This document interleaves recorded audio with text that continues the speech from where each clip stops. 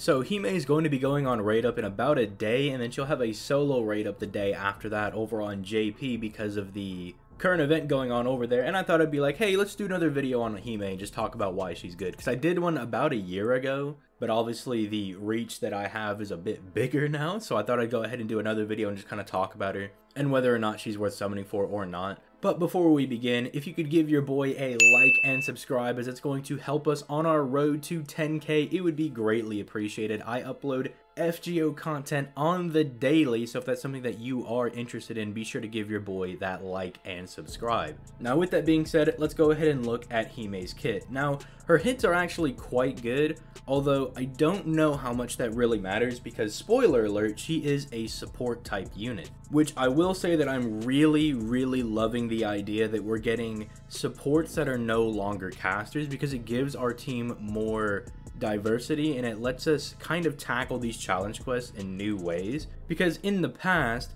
it's like, hey, I'm gonna go fight this Rider boss, but oh no, I'm gonna bring Merlin, and if Merlin gets PP touched, he's going to explode. Same thing with Skadi, right? Especially because Skadi, after popping all of her skills, is kind of useless until they come back up. But now we have Hime as a support for Quick and Buster as an assassin, meaning she's really good to bring against like Rider type bosses. And then we'll have Reigns, who's going to be very good against caster type bosses, right? So I will just say that yes, more of this, please. Like, give me really good supports like this for every class. But notably, her like NP charge is really high, and you know, considering she has 4 hits on 2 quick cards and 2 hits on 2 arts cards, she's not going to be struggling to gen her NP. And we have that glorious 5 hits on her extra attack, which is very good, very solid. Her star generation rate is also quite high as well, which is what I do think makes her quite a unique support, in that she's going to be doing a lot for the team like standard supports do, but she's also going to be genning a lot of stars. If I remember correctly, Jack's star generation is like 25%, just to kind of put in perspective how high and how like good the star gen is going to be with Osaka. Now before people yell at me, yes, Jack does have 3 quick cards with like 6 hits on each of them, right? But the actual raw star generation rate itself is quite comparable, right? So she should be dropping a decent amount of stars for you. But enough about the hits, let's actually talk about her support ability. So her first skill is giving all allies 50% critical damage. So already that's like Waver's first skill, but it's for all allies and it lasts for 3 turns. You're getting 50% debuff resistance. Oh, my bad. 40% debuff resistance. I don't know why it's not 50, but 40% debuff resistance for 3 turns. And then she's getting like mega milk defense for 1 turn. So she's getting 60% defense for 1 turn, and then the following 2 turns, she herself will then have 30% defense. I understand why they didn't make it like an AoE defensive buff, considering what she does on her NP, but I would have liked at least like 10-20% or something to be given to all allies. But on its own, this is still a very solid skill, because it's like Hime's taking care of herself. She's going to be absolutely fine with like just ridiculous amounts of defense,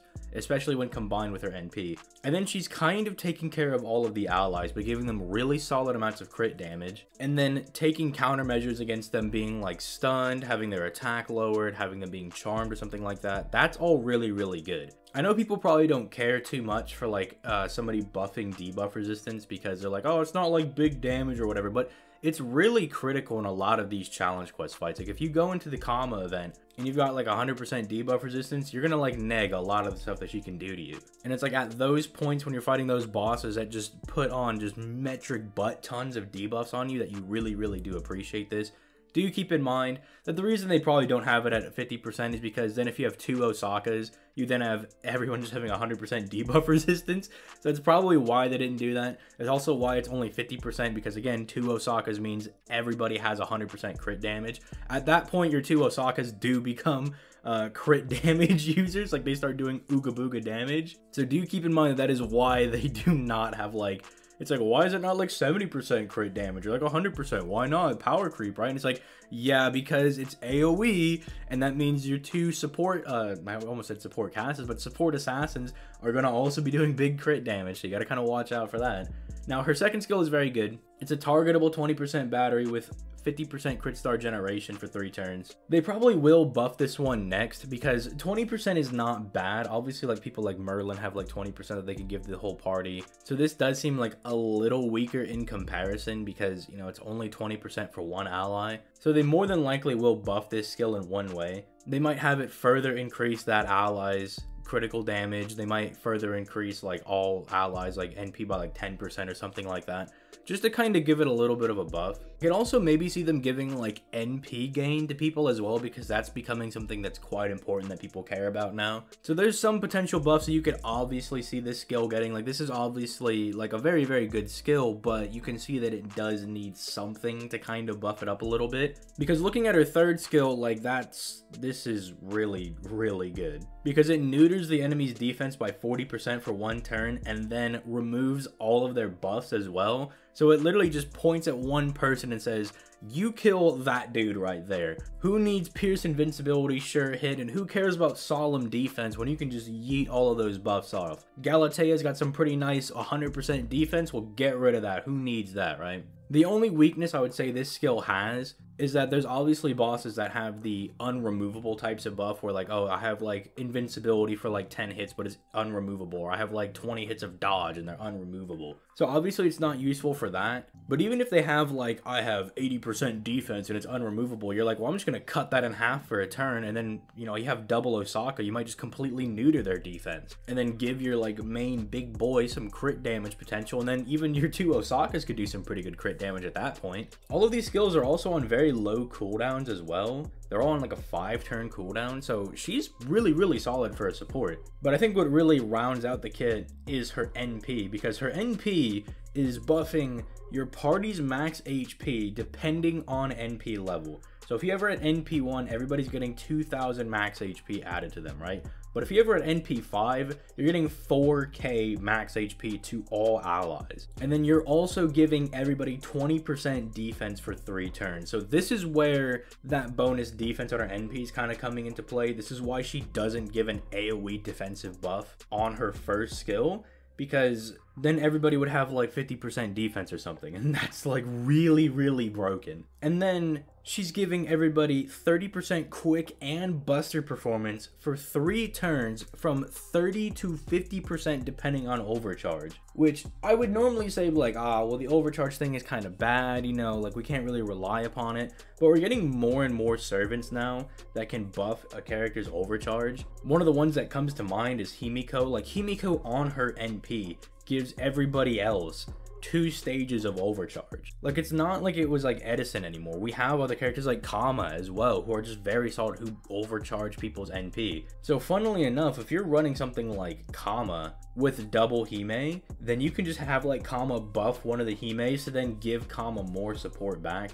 Although for her, I think it's more redundant. Like it still works because Kama has buster cards and could do buster crits, but it's almost like, why would you then not funnel that back into Kama? Because Kama's overcharge is more quick performance. But I can understand why you would want it, because Hime at overcharge 1 is going to be giving more quick performance than Kama would give to herself. So I can understand why you would do that. But there's so many like really good team comps you could do with her, and I don't know why Hime doesn't see a whole lot of use, and I don't understand why people think she's bad. Is it because she doesn't give like 50% NP like Scotty and Castoria? If that's the case, that's understandable, right? Because she's not really built for farming. When you look at Hime's kit, you're like, this is someone that you bring as support for challenge quests. Like this is somebody that's going to fight in the thick of it, and she's going to do very, very well. And I don't want to see somebody say that like, well, my Hime got crit by an attack and died.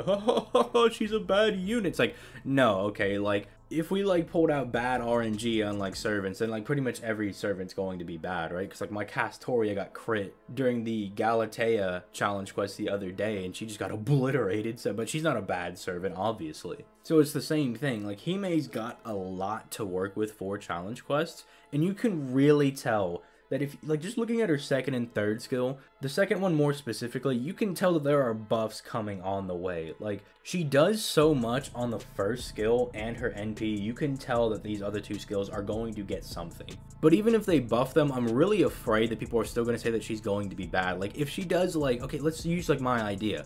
Let's say that She targets one ally, gives them the 20% NP, the crit star generation, and then all other allies get like 10% NP. Are people gonna say that that's bad? Are people gonna get mad that like she only gives 10% NP and then forget that people like Waver give 10% NP on his skills as well? Or what if this then becomes like a party-wide like 30% NP battery, right? Like it just becomes Castoria's charisma. Are people still not going to use Hime? And then like what if her third skill, because it's already reducing defense and yeeting off buffs, what if it was then just like also reducing their like resistance to all card types, or just resistance to quick and buster like cards by like even 10 to 20%? Like if she did that, are people still gonna be like, I don't know if she's good or not? What if it's stunned at that point as well? Like there's so much it can do, dude. Feasibly it could actually like do a charm or something, because Hime is supposed to be one of the love wonders of the world or whatever. So it's like, oh, what if it charmed them as well? So like you reduce their defense, you took out all their buffs, so that way you can just do some nice clean damage to the enemy,